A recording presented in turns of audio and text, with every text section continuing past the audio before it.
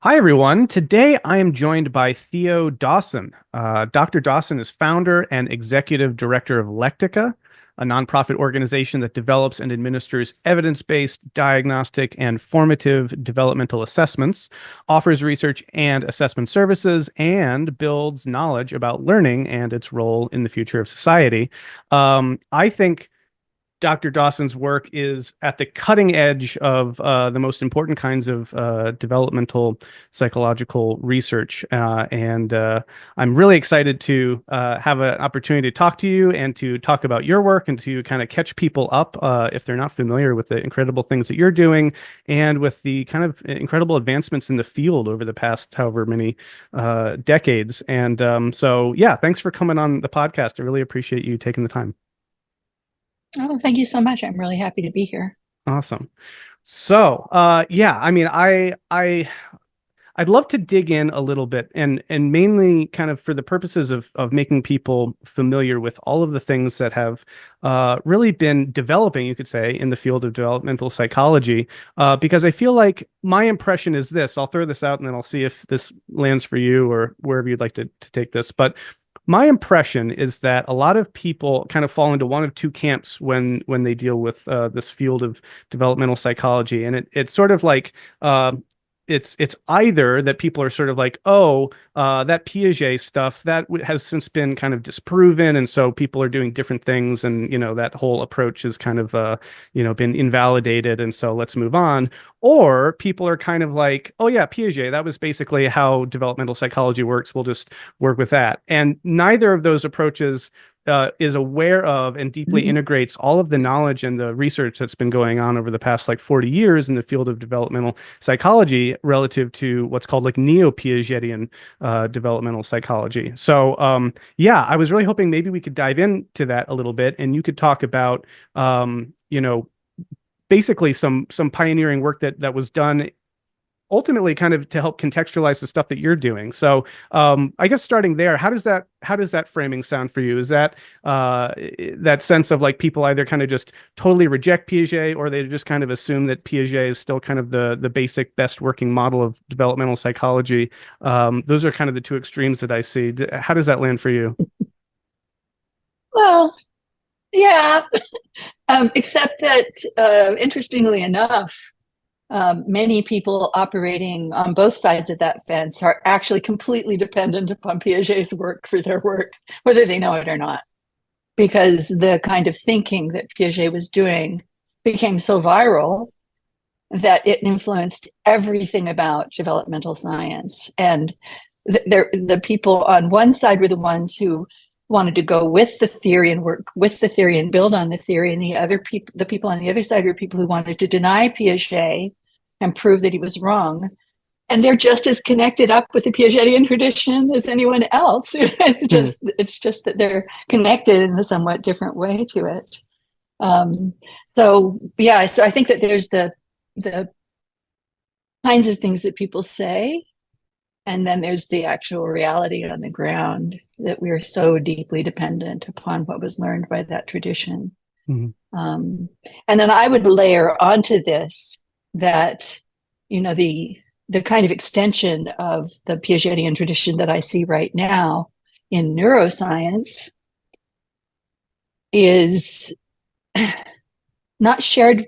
It's not shared by many other people around the world because most people don't deeply understand that paradigm Mhm. and the development of that paradigm through the Neo-Piagetians and all.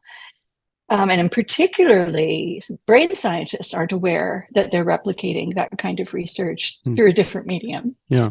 So it's been really fun for me to watch how Piagetian idea after Piagetian idea after Neo-Piagetian idea is reinforced by our findings in neurosciences, which is just amazing and exciting to think that people who are operating at the very, very beginnings of this tradition and just beginning to think about this, we're already discovering some of those fundamental underlying generalizable mechanisms and ideas about the way development works.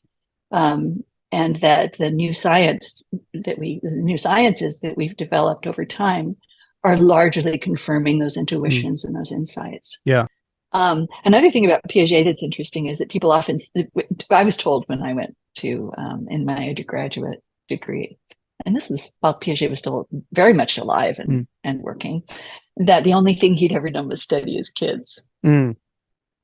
So there are all these weird Yeah. ideas about the body of work, but he actually ran this huge institute in Europe and was, the head of many organizations, including Montessori Mm. in Europe. So he was heavily influential, and many, many, many people went to study with him. And so that whole surge of Neo-Piagetians, many of them were people that had actually gone and studied at his institute and done their original research there.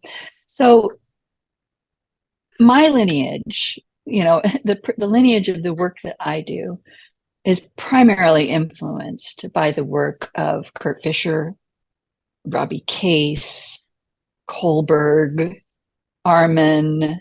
I mean, there's a whole cast of characters. There's a little video that we put online that lays it out, in detail. I'm not going to be able to come up with all of the names, so I don't want to. And I hate the idea that I'm going to leave any particular person out. Well, I can link to that video too as well, so people can check that out. I recommend that they do. It's well done.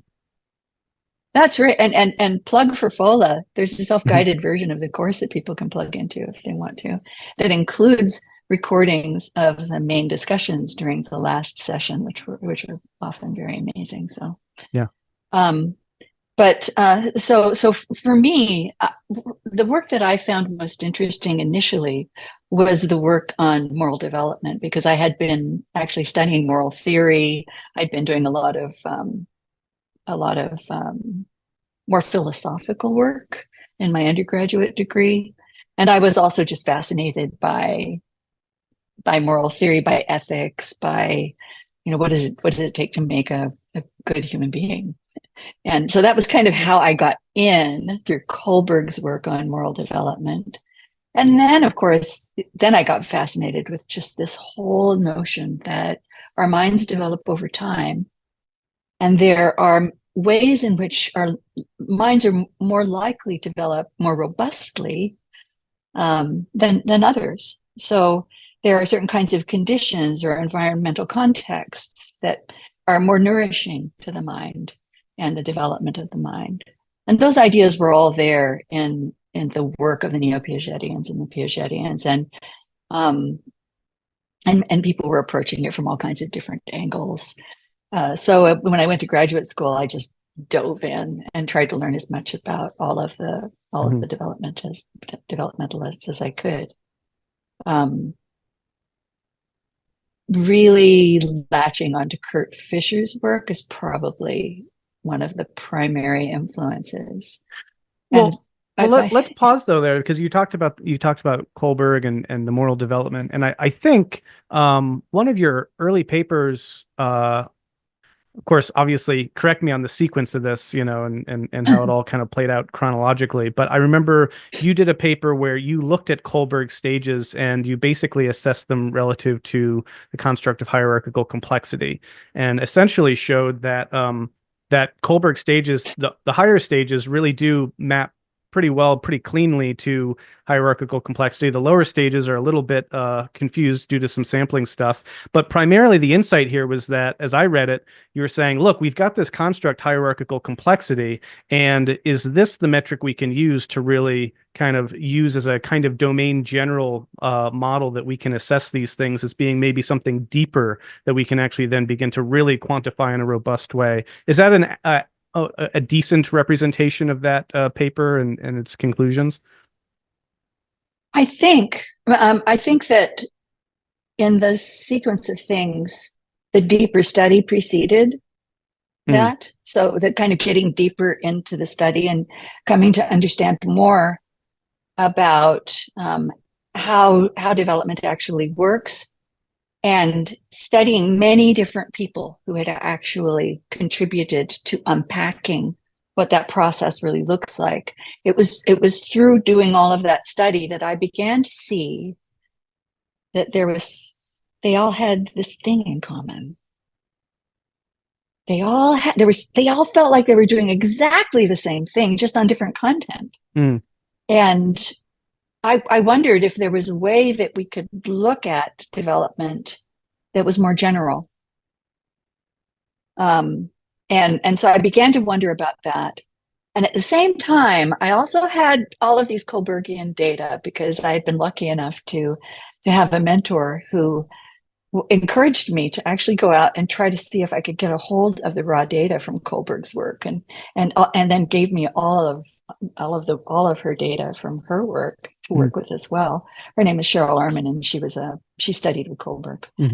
She did the Good Life work. She studied the Good Life, so she was building off of the moral development work with Good Life work. So I'd been lucky enough to have those things. So it's at the same time that I'm starting to have this strong feeling that we're all talking about the same thing, and we ought to be able to capture that and measure it. I also had these data that I wanted to tell the story about. I really wanted to tell the story because it was so exciting to me, the whole developmental thing. And nobody had really done any quantitative work to really prove or show or model how it worked. It had all been very qualitative kind of research up to then. And even, Piaget didn't even think it was a good idea to even think of quantifying his stuff. So I was really bucking the tradition by even thinking of numbers. So, to put all this into context, here I am. My first career was in the theater. My second was as a midwife. Burned out of midwifery and ended up working in advertising in Los Angeles. At no point in any of the careers that I participated in did I ever study math or statistics or anything like that. So here I am in graduate school in my 40s, and I'm thinking, I need to learn statistics. More specifically, I need to learn how to do psychometrics, because I think that's the only vehicle that I can take to try to figure out what this thing is I'm looking at. Now, I also should add in here that there's this guy named Michael Commons, who people have probably heard a lot about, who had this general stage model that was fundamentally based on this notion of hierarchical complexity. And so if anybody's listening who doesn't actually know what that means, I think the easiest way to think about hierarchical complexity is if you look at an organization and it's got layers, and each layer becomes naturally more complex than the layer before, because the responsibilities of people at higher levels encompass way more responsibilities, more varied responsibilities. And so the task demands get more and more and more complex as you go, and not in an additive way, but in a compounding way. So when we talk about hierarchical complexity, we're talking about a kind of compounding series where things become increasingly complex over time. And so I found out about his work through Cheryl Arman and got interested. And he wasn't really doing anything quantitative yet with it either. It was all very qualitative, even though his mind's way more mathematical than mine, I think, and in general. So coincidentally, I was at University of California at Berkeley when they began working on the high stakes tests that were about to become the norm in the United States. These mostly multiple choice tests that they still use today to evaluate whether students are learning and to evaluate the quality of educational practices. So I ended up kind of going and hanging out with the geeks. I just didn't think of myself as one of them. I was normal, and those are the geeky people. And of course, I became one of them. Well, I will say, also just as a note, like what I find so profound and important about your contribution to the field is precisely that, this sort of robust quantitative rigor that you've brought to what was, historically much more qualitative, and, with just the kind of validation of these models through that kind of very robust mathematical statistical work has moved the ball in a profound way. And we'll talk more about, all of that in a second, but it is interesting to learn then that wasn't your background at all, that was something you came to really late. Not at all. The only hint that I had that I could have some mathematical ability was that when I owned the advertising agency in Los Angeles, that was the career just before going back to school. I was really good at doing books, Mm. and I could ballpark really well. And I remember the accountant saying, "You have a really mathematical mind," and I'm like, "Ha ha Mm. ha." So anyway, I started hanging out with the psychometrics department, and at that point, I didn't need any more credit, so I just started auditing all the courses that they taught there. And I met a lot of really interesting, cool people who are, very senior in that arena. And my initial goal was just, I want to model Kohlberg's data. I want to show what I'm seeing in Kohlberg's data. So I didn't really know that I was going to try to use the hierarchical model of hierarchical complexity at that point. It hadn't even named that yet. Mm. It was a conversation that Commons and I had a couple of years in, where I just said, this really should just be hierarchical complexity. Mm. Just make it that, a model of hierarchical complexity.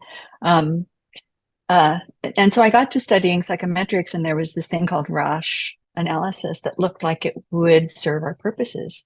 So I learned as much as I could about how to do that, and I began modeling the data.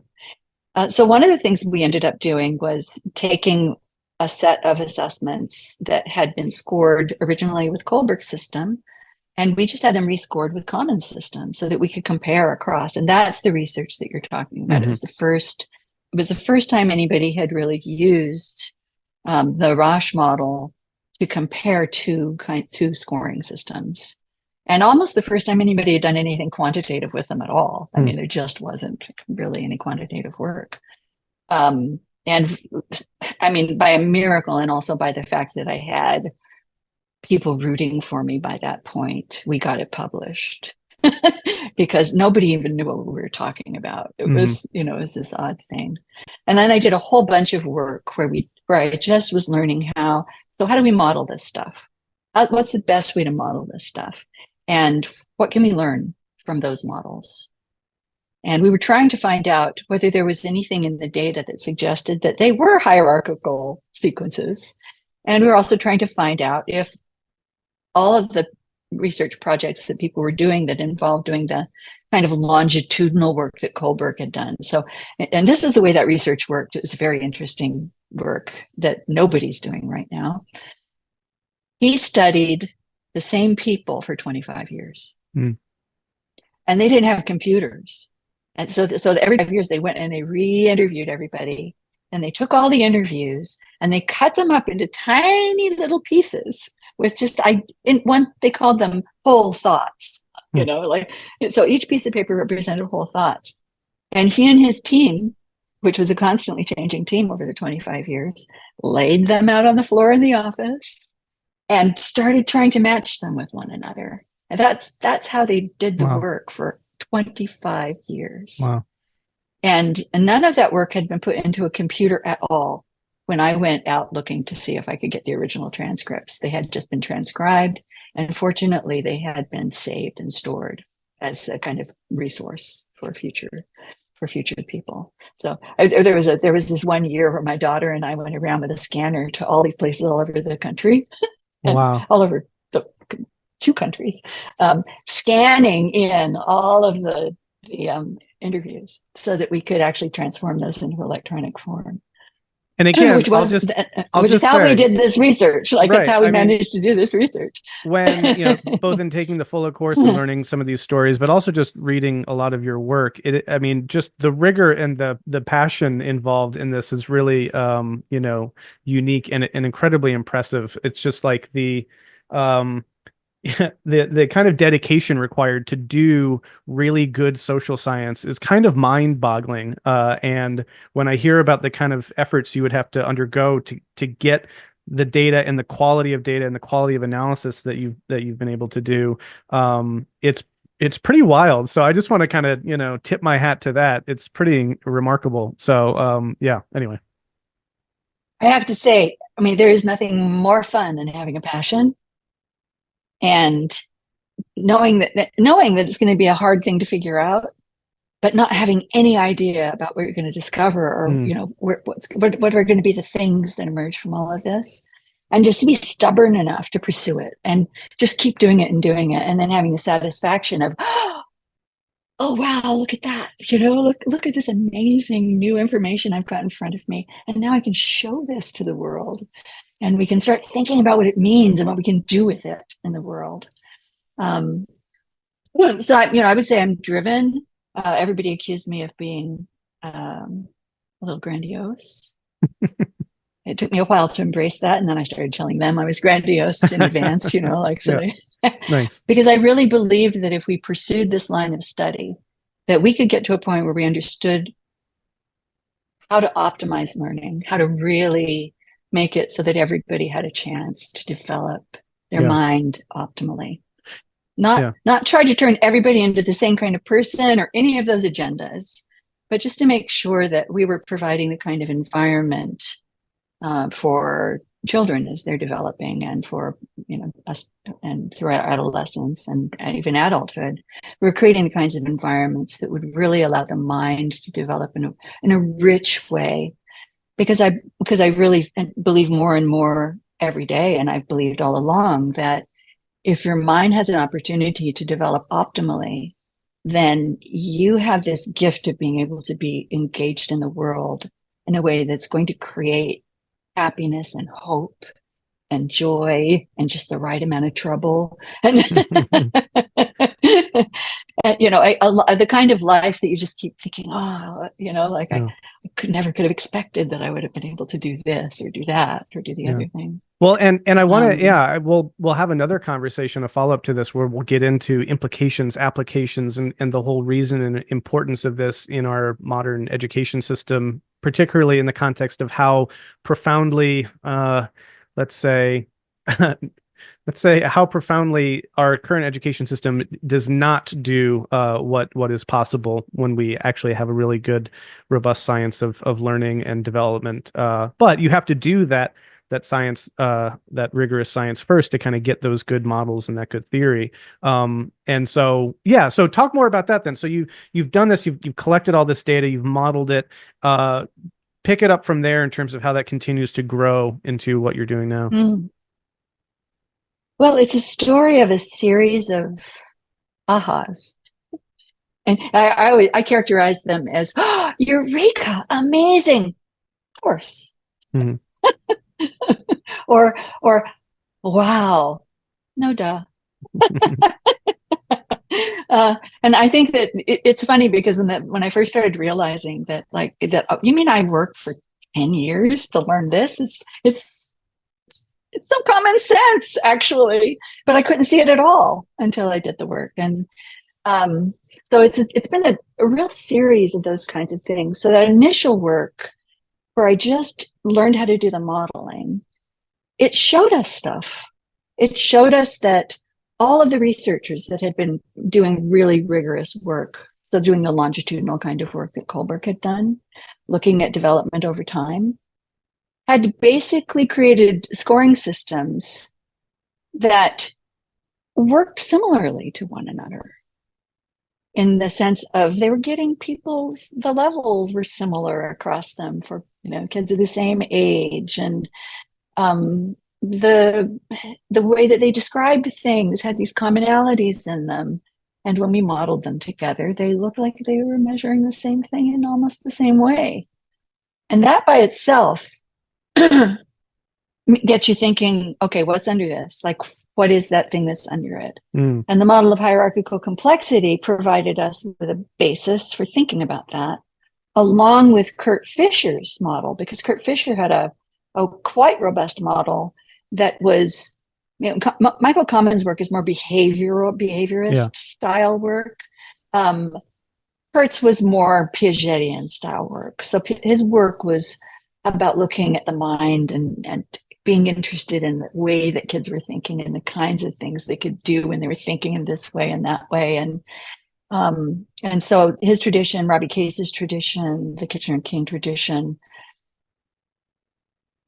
pulling those together and coming up with a model of development in general that could really stand up and that would allow us maybe to get a little bit more refined. Because one of the big issues in the early days was that I could tell if someone was performing in level 11 or 10. But level 10 can last your whole adulthood. And level 11 is really a slow growing phenomenon that continues over many years in adulthood. So all we could say is you're an adult. Basically, we couldn't really say anything about what that meant in terms of what does that mean you're going to be able to do in the world?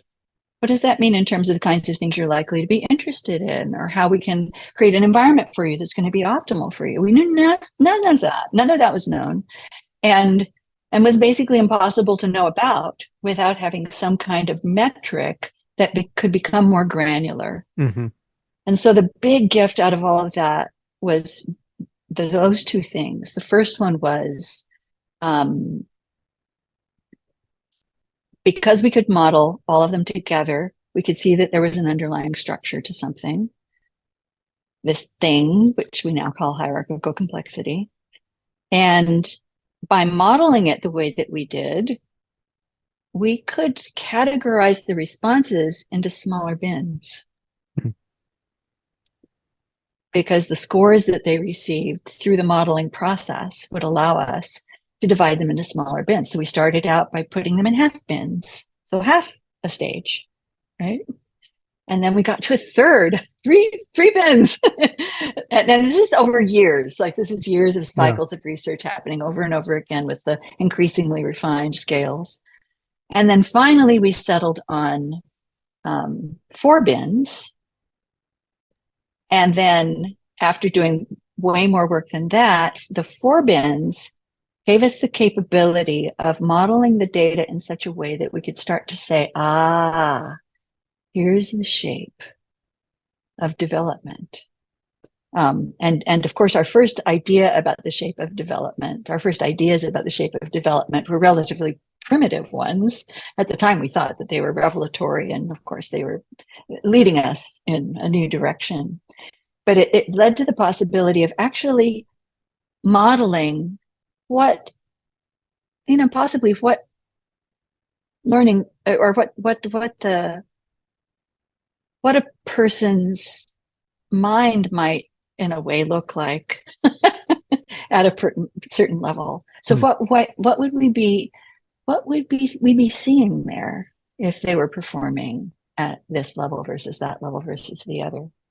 And that takes me to a parallel line of research that we were doing simultaneously with the quantitative analyses. We were analyzing the data. We were actually analyzing the responses, all of the interviews that we collected. And we were trying to figure out which meanings in those responses belonged at which level in the responses.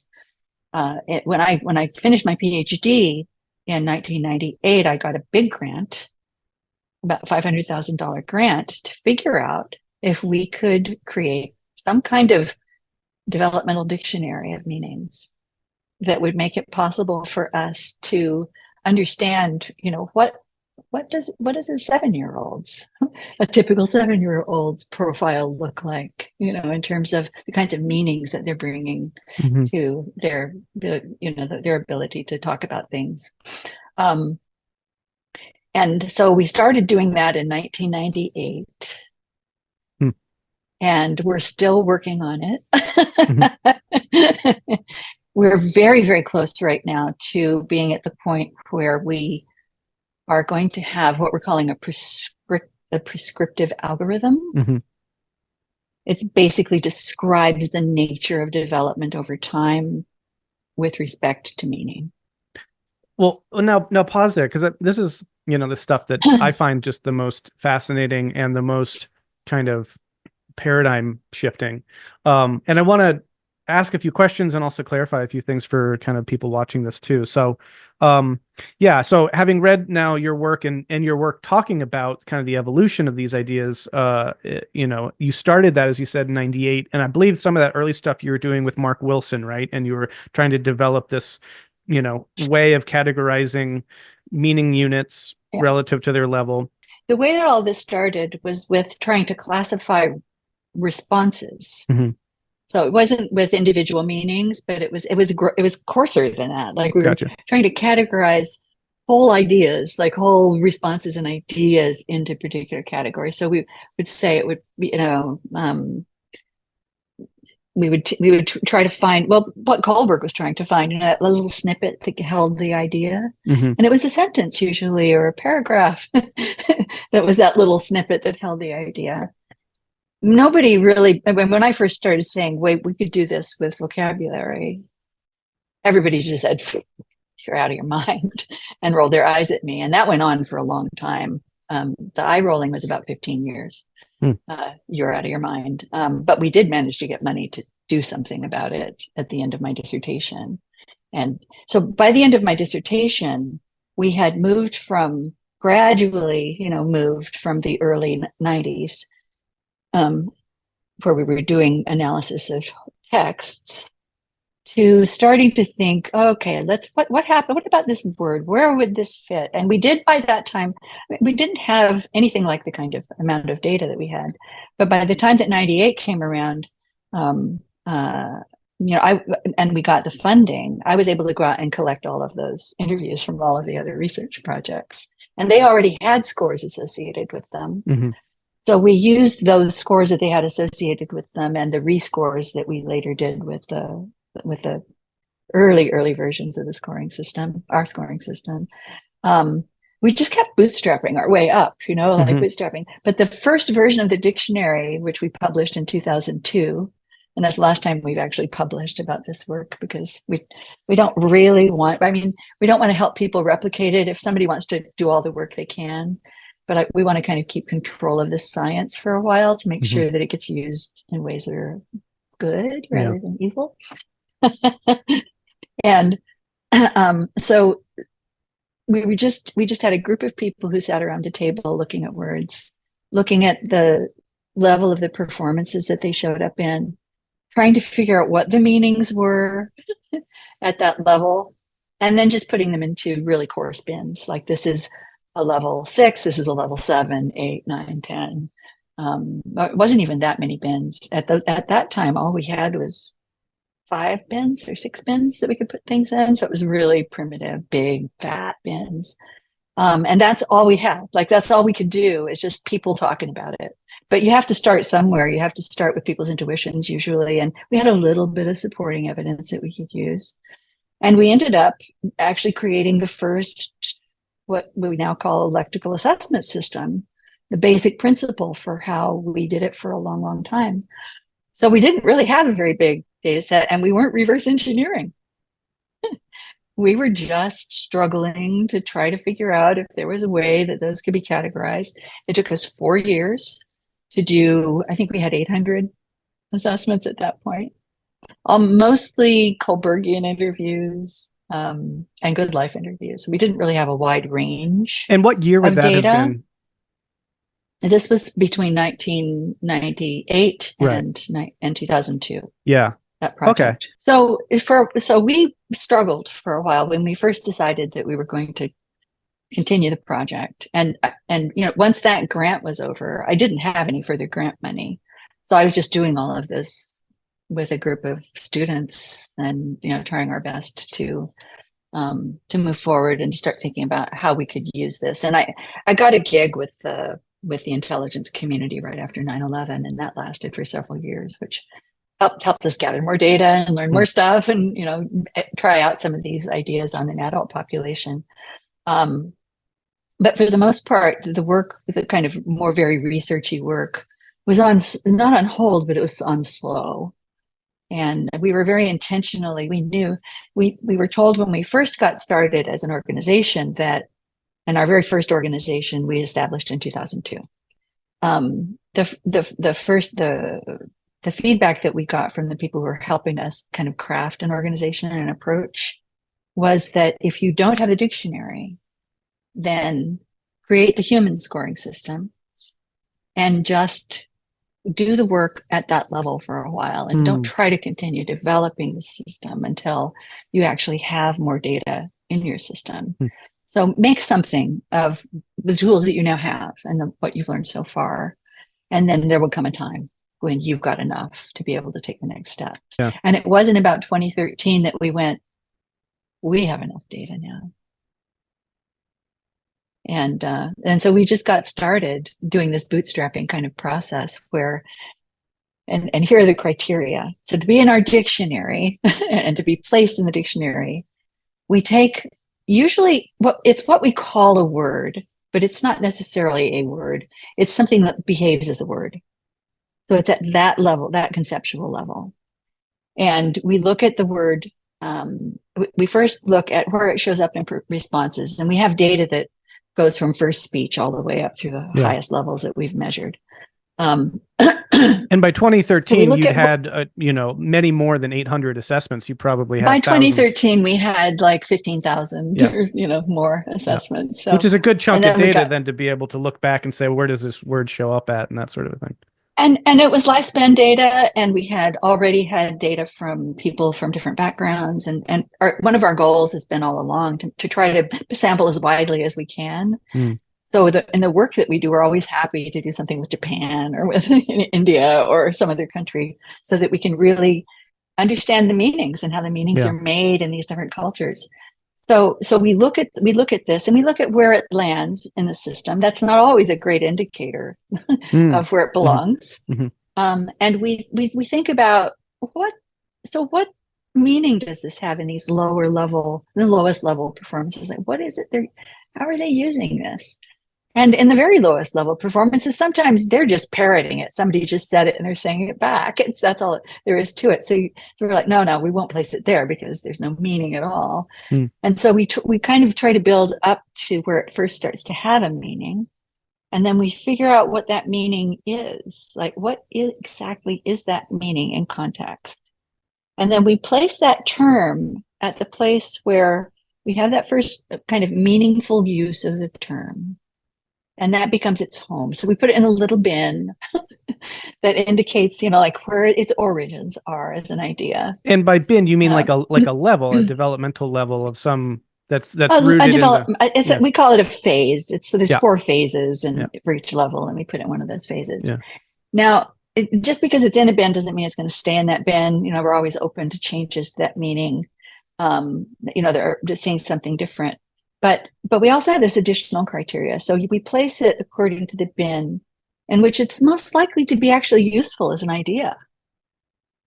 So we're excluding the parroting stuff. We're excluding throwing words around because you memorize them. Like, we're really trying to, we're not just doing things, placing things in a bin just because that's where they land. And most of the work that's been done in language development up until now has just been purely quantitative. So if it's a rare word, then it gets at a higher level. So, and one of the examples was platypus was a very high level word in one of these systems because it was rare. It was rarely used. It was not something people said, but it's not it just didn't belong there, and it was just obvious. This is the downside of the quantitative angle, because then it just becomes a matter of statistics without the qualitative interpretive interpretation. So what you get is something that's not terribly predictive. It doesn't work very well because and they actually don't even look at real speech for most of it. They look at the texts that are given to children. They're analyzed based upon the texts that are given to children. So it's not about productive vocabulary or productive meaning making, which I think productive meaning making is the only thing that's important. Because it determines everything else. Like, whatever your productive capacity is, says something about what that area in which you're going to be most likely to be growing is. And that's the information we need to figure out how to educate that individual child, right?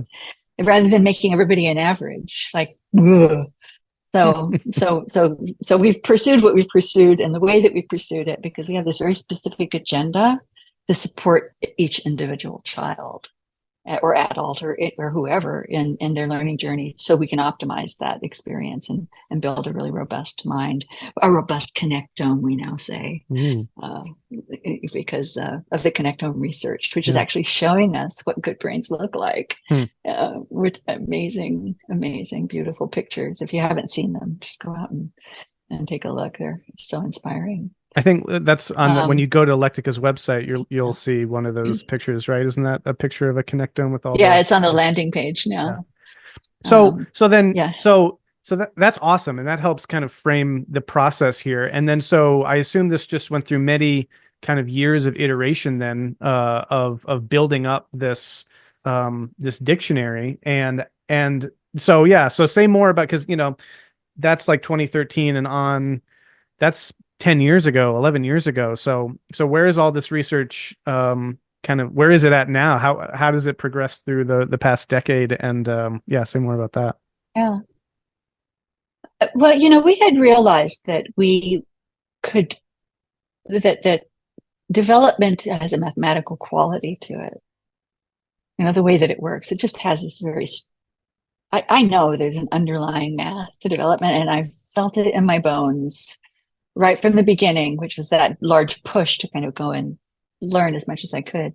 How I'm thinking about it has changed a lot because I now know so much more. The dictionary has really helped us to do some very interesting and precise modeling of individual performances now. And we can see in detail what's going on with a particular child at a particular moment in time.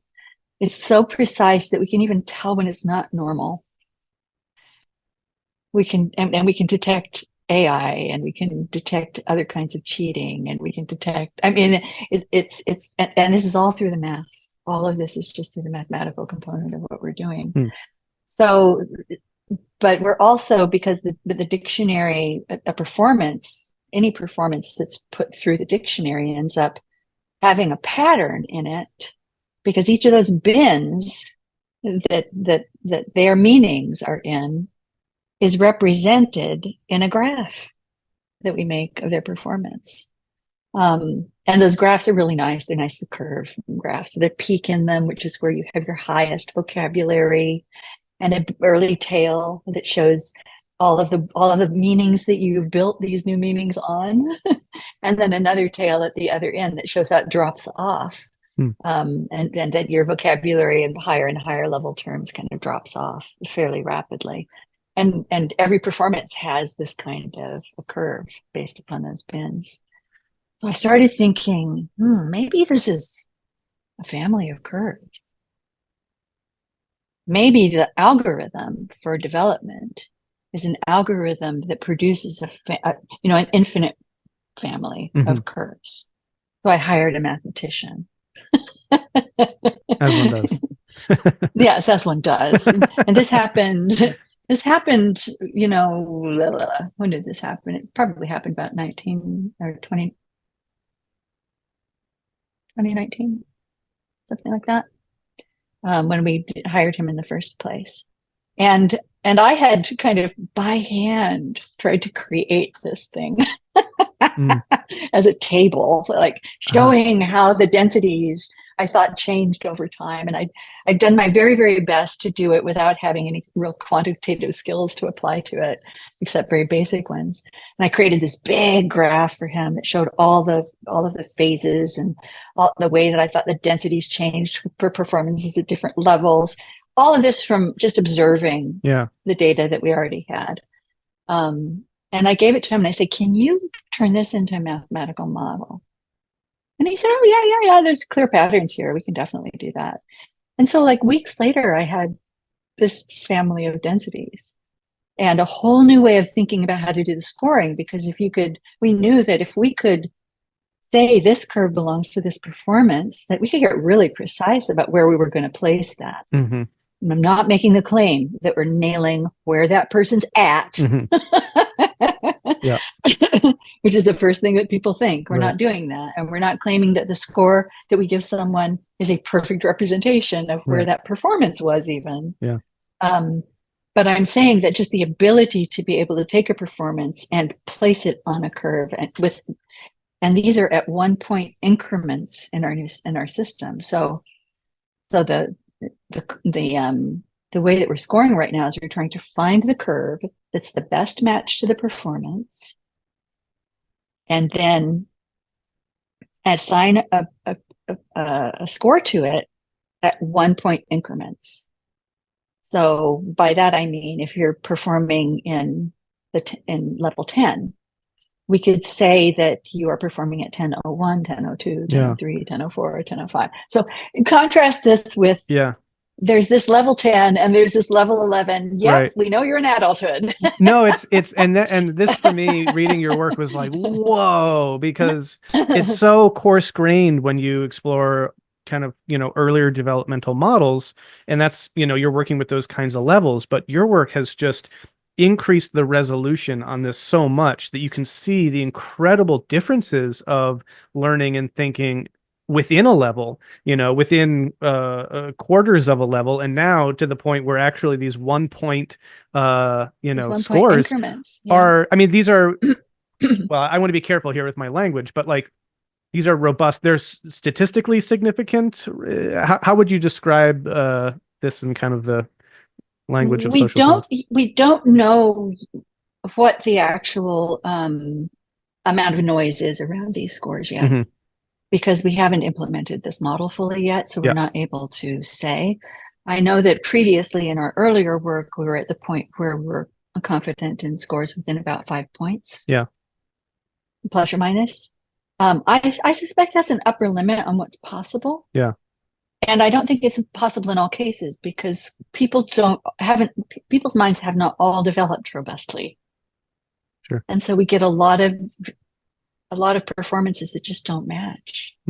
And one of the cool things about what we're doing right now, one of the coolest things about it is we're not only becoming more precise, but we can actually look at those performances and compare them to normal ones and compare them to the logical coherence scores that we give to performances and other things like that, and use them diagnostically. And one of the ways in which we're working toward using them diagnostically is in figuring out when kids in school are so over their head that they're not learning anything anymore. And there's never been a way to do that because the way we measure learning is by what they've memorized. Yeah. Yeah. Not by their productive capacity Yeah. for expression. Yeah. And because we can see what they're able to actually do with what they've learned, and we can see that, oh my gosh, it looks like there's these giant gaps where they've just forgotten everything they learned in the last 2 years. Yeah. Because the only vocabulary they have is what they had when they entered kindergarten and a group of words that they've learned this last year. Like, yeah. Like that's, so we couldn't do any of that before. And so now we can do that, and we can then watch that child's development. We can intervene, try to help fill in the gaps early enough, and then watch their trajectory over time and see how that pattern changes as we're helping their mind to be developed. So this is way beyond anybody's wildest dream of anything we could ever do to help kids learn. I mean, nobody even thought of it, or no one's thought of taking the individual child as an entity that you could then, outside of one-on-one instruction, right? Yeah. Where you've got this wonderfully intuitive educator with you. Right. Which is super expensive and not really doable for everyone.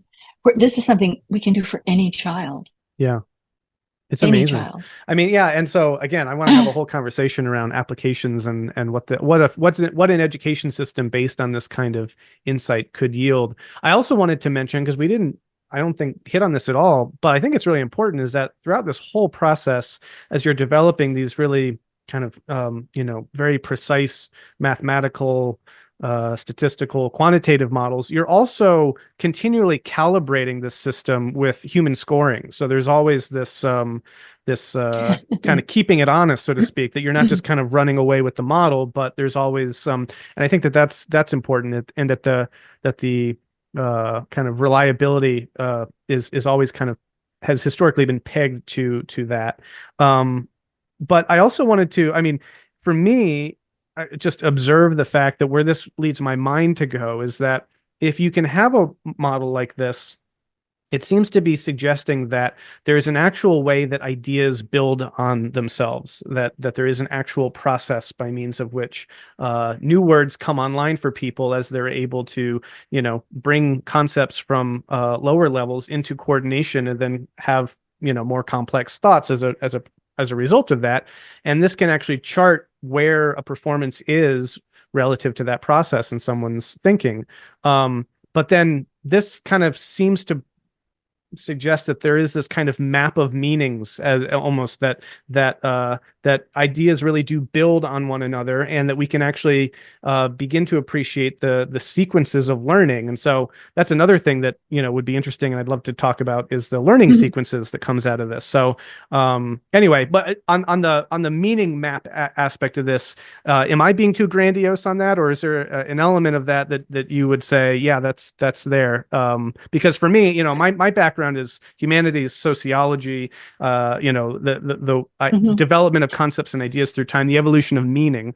And so if this kind of model allows us to be able to track how the meaning of ideas actually changes and develops in people's minds, that to me is just like, wow, what a tool. Anyway, it's pretty wow. It's pretty wow.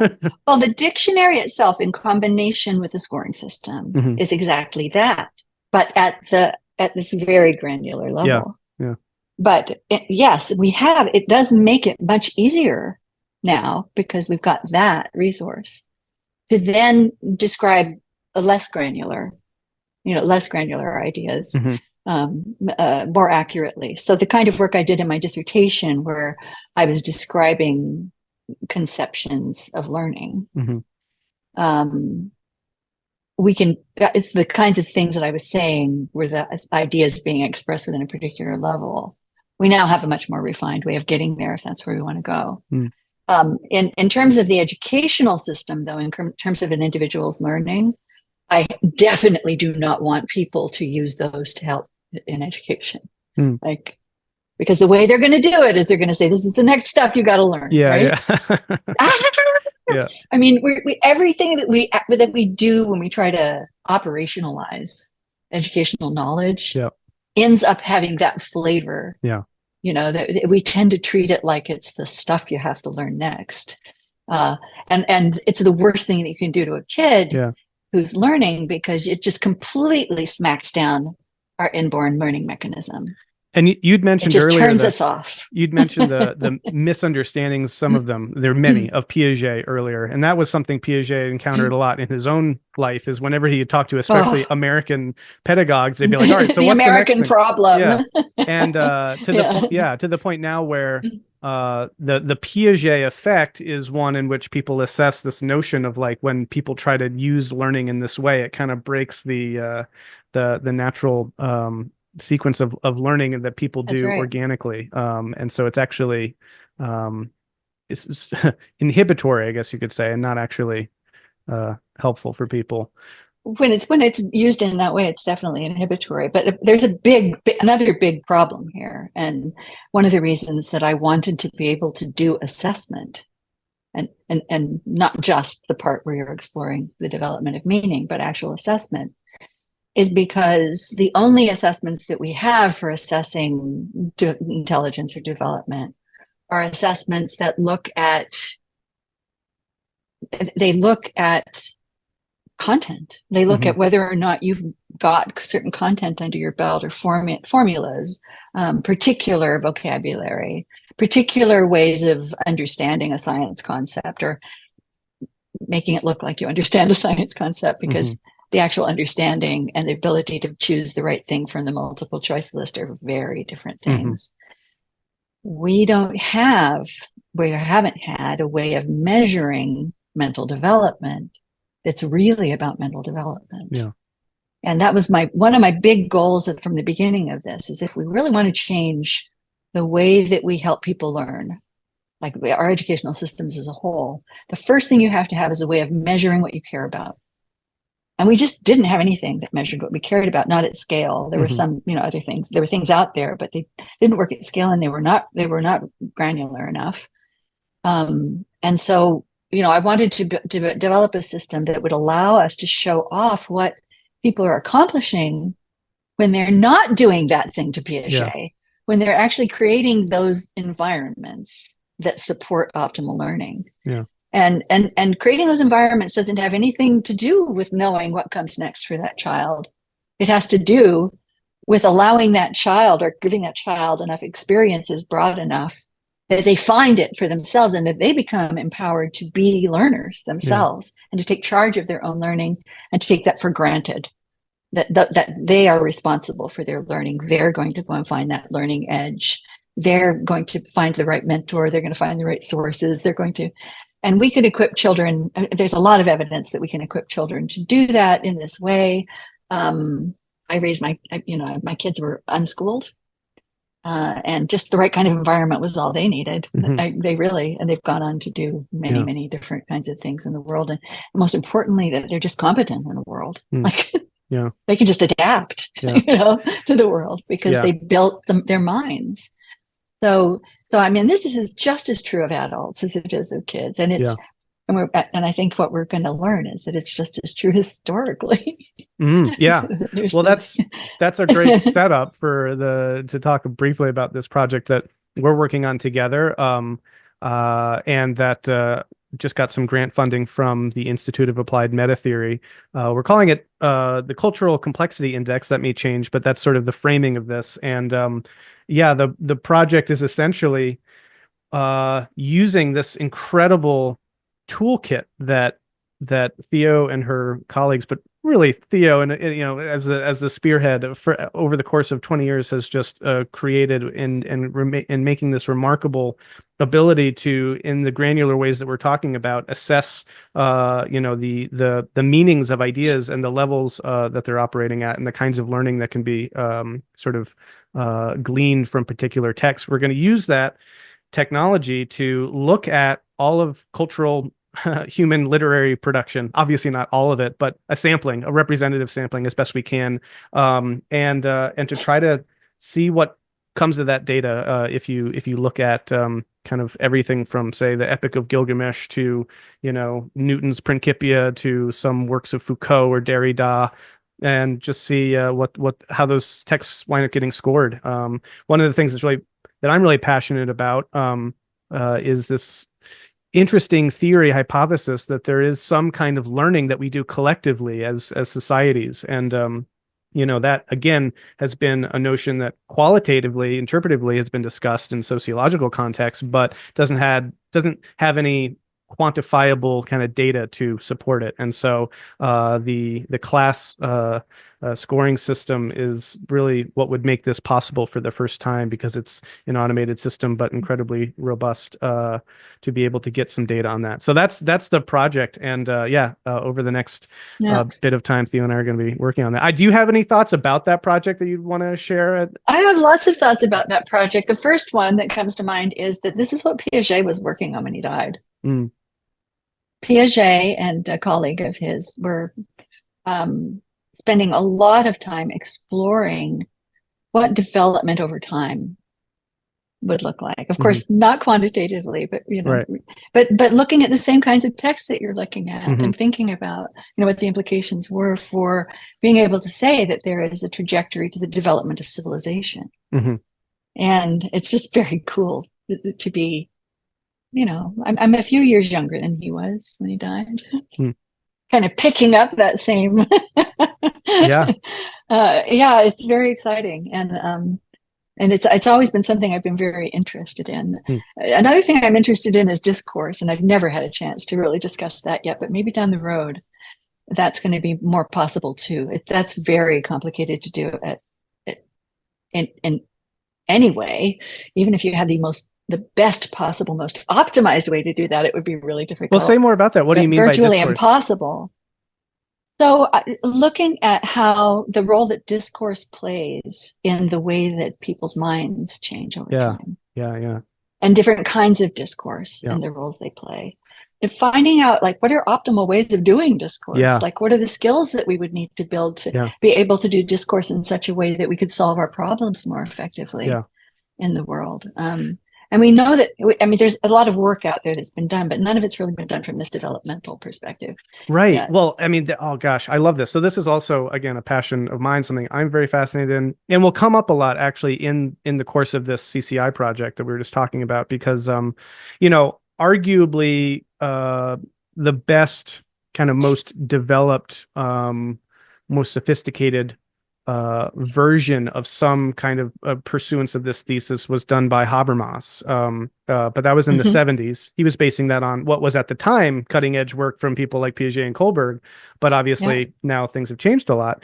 But of course, Habermas had a very developed philosophy around discourse and around rational communication, communicative rationality, and there are so many deep, important kind of mechanics or dynamics that go on in that process that I think are really core to understanding the process of cultural evolution. Because, and this would take a lot of time to get into, but I'd love to talk to you about this and bring in other people, Greg Enriquez and the work he does with justification systems theory and this sort of a thing. Because what I'm seeing is that when people of different perspectives come into contact and share their ideas and sort of let's say force one another to accommodate rather than assimilate, right, to their own already kind of pre-given forms of thought, that's the context for the development of ideas. And I mean, again, intuitively, we know this so well. Whenever, we have cultural diffusion, whenever we have diversity of opinions and perspectives, and there's actual like integration of ideas coming together, that is the context for synthesis and moving forward. And so, again, it for me gives the reason for the justification for a lot of the language around valorizing diversity and diverse opinions and free speech and all these things, right? We want open communication. We want ideas playing off of each other. We want people from different backgrounds coming into communication with each other. And we want people to be justifying themselves to one another, because otherwise, when we don't have any of that, we're in silos and we're in our own kind of individual worldview spaces, then we're comfortable to be able to just assimilate everything that we experience to our own pre-given prejudices. And anyway, so there's so much implications for thinking about this kind of work relative to, expanding the discourse, to developing new ideas, to bringing people together into, more diverse, multi-perspectival, multicultural contexts, all these sorts of things. So anyway, obviously I could say a lot about that, but that's where my mind goes. And none of that will ever happen, until we create an educational system in which people build the skills. Yeah. And build the right kinds of minds, like build good, robust, richly connected minds. Yeah. But, from my perspective, I mean, development is the development of skill. Hierarchical complexity is the development of skill, and skills build upon one another. Concepts are skills. Mm-hmm. Yeah. Ideas are skills. Yeah. They come from operating in the world, operating with one another, and they get built up over time through social and interaction and action with the world. It's fine to do all of that work of way up here thinking about what ideal discourse would look like. But if you don't create the system that supports the development of the skills that are required, and interestingly enough, developing the skills that are required also develops the dispositions and the love that are required as well. Yes. To be able to participate in these conversations. Definitely. If we don't develop those skills, we will never be able to actually do it. You can't just say, here's the ideal structure for a conversation. Everybody just automatically know how to do this. Right. It takes years of skill development to become the person who can be in that room listening hard to a perspective that turns their stomach. Yeah. Well, and I also think, I mean, this is a big part of my work, this project, this podcast, is that this will also never happen as long as we continue to be stuck in a kind of postmodern relativistic frame around this, which what I mean by that is what we get from a postmodern frame, which is very spot on and true, is that we need diversity, we need perspectives. These things are valuable, but that's to say that they are valuable and to situate that as being something that itself can be developed as a skill set of being able to bring in new perspectives and listen to them and sit down with people and all this stuff. And right now, ironically, this work, will probably sit uncomfortably with people who, for whom issues of development, that's a, but then we're saying some things are better than others and this sort of a thing. There's a kind of relativism that's very endemic to our society that's always kind of been antagonistic towards any kind of developmental frameworks of any kind. But ironically, it's those frameworks which are the continuation of the legacy of postmodern pluralism and multiculturalism, that if we actually want to thrive in doing those sorts of things, then we actually have to say, yeah, it's better and more valuable when we're able to bring in more perspectives and have better discourse and more robust skills in that arena. And so that's part of my project, because I feel like unless we can shift the paradigm around these issues, then we're not going to move that ball forward, and then it's just going to sit in this kind of relativistic sphere, and these things won't move forward. So that's my 2 cents on that. Well, I mean,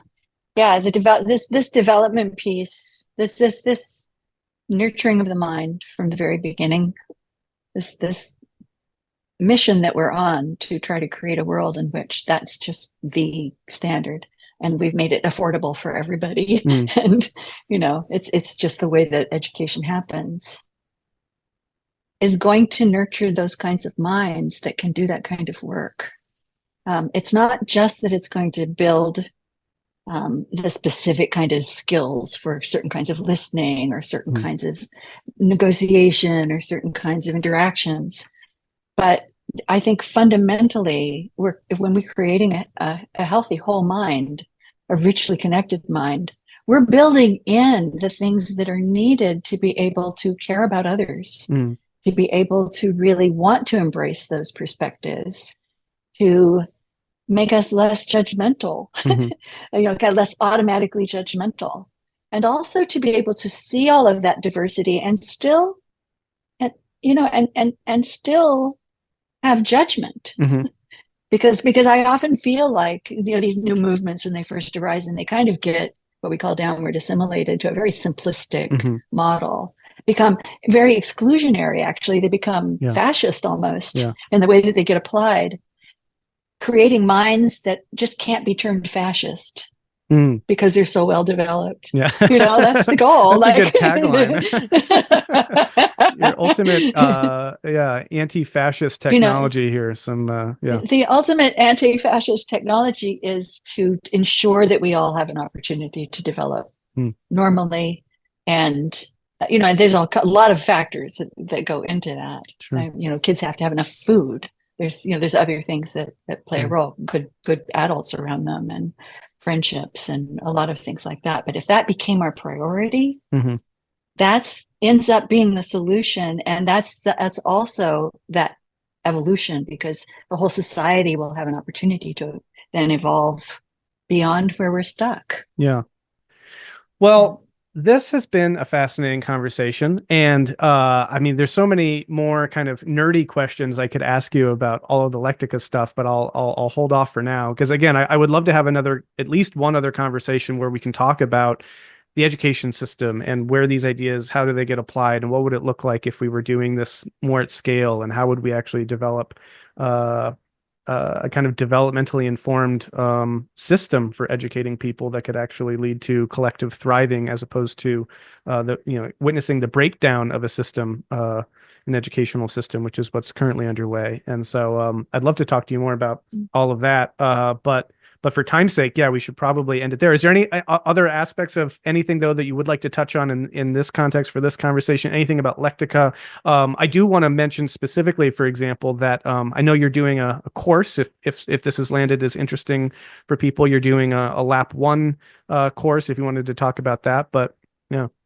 Oh, yeah. I already mentioned the FOLA course, which is the self-guided course. And you can learn about both of these courses on our website. If you look up Lectica and FOLA, you'll find it. It's pretty easy to find. The site's Lectica Live. It's not just Lectica, it's Lectica Live. There's also a course that we teach to people who are interested in learning, in using our learning model to support learning in the world. And it's called Lap 1, Lectical Assessment in Practice. And basically in that course, you learn a set of skills called micro-recalling skills, which are the fundamental skills that we need to learn optimally.